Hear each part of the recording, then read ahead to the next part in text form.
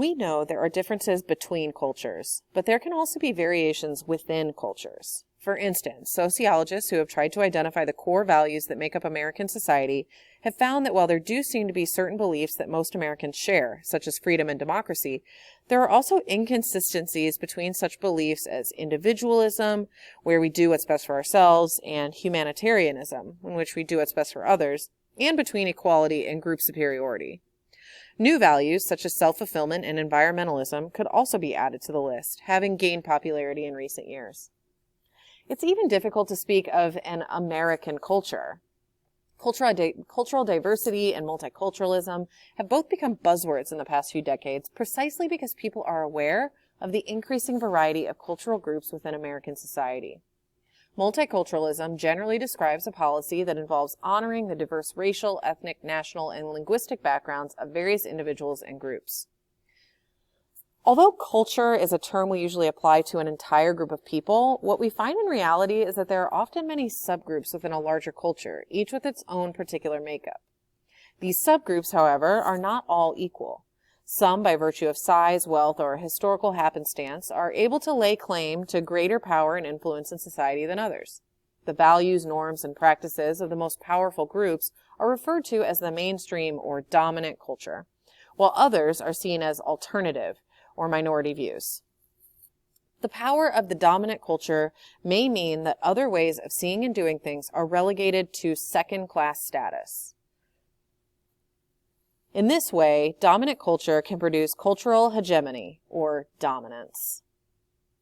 Let's take popular music as an example. Commercial radio stations often have very limited playlists, no matter what the genre, country, pop, hip-hop, metal. The songs played are determined by station and record company business interests, not your artistic preferences.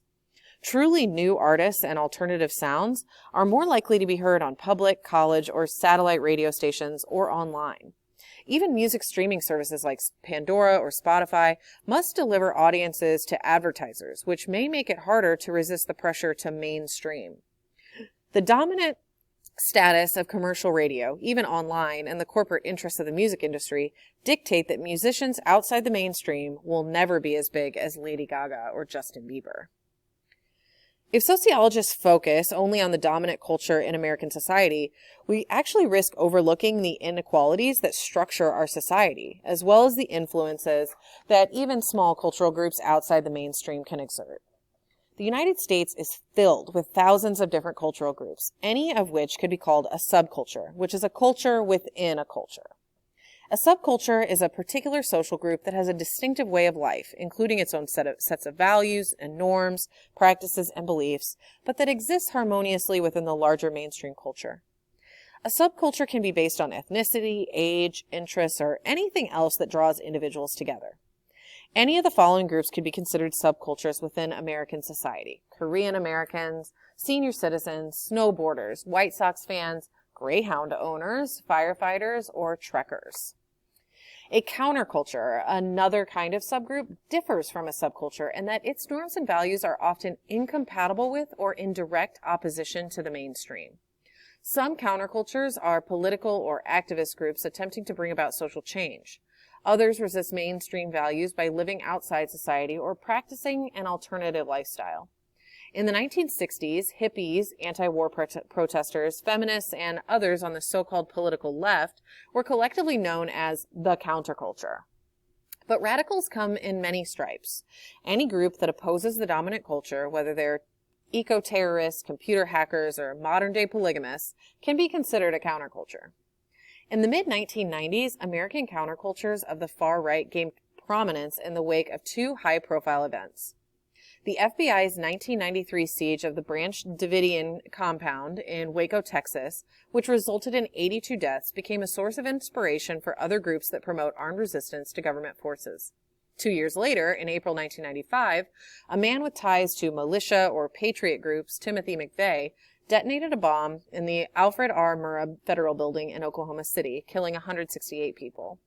Members of the militia movement, who trace their heritage to the Minutemen of the American Revolution, see themselves as the last line of defense for the liberties outlined in the U.S. Constitution. Moreover, they believe that the federal government has become the enemy of those liberties. They hold that gun control, environmental protection laws, and other legislation violate individual and states' rights. In 1996, a year after the Oklahoma City bombing, the Southern Poverty Law Center counted a record 858 active groups in the United States belonging to the militia movement. More recently, they have tracked a resurgence in militia groups since the 2008 election of Barack Obama. In 2015, the number of anti-government patriot groups hit a new high of 998. The first days of 2016 brought another highly publicized event, a 41-day armed occupation of Oregon's Mahler National Wildlife Refuge by a group of ranchers demanding that the government return the land to local control. Before the standoff ended in mid-February 2016, one of the ranchers was shot to death during a pursuit by FBI and state troopers. At the end of the siege, the occupiers were arrested and charges were filed against them. Ultimately, 7 of the ranchers, including the leaders of the group, brothers Amen and Ryan Bundy, were acquitted of federal conspiracy and weapons charges. The verdict came as a surprise to many, and some critics fear that it will embolden other groups. According to the FBI, such sovereign citizens, as they're sometimes called, are among the greatest threat to law enforcement in the United States. Anonymous, an international group of cyber activists or hacktivists who carry out their attacks online, is another example of a countercultural group. While loosely organized, members of Anonymous are united in their opposition to censorship or government or institutional control of the internet. As such, their targets have included large corporations and major financial institutions such as Nissan, Visa, PayPal, Bank of America, and even the New York Stock Exchange.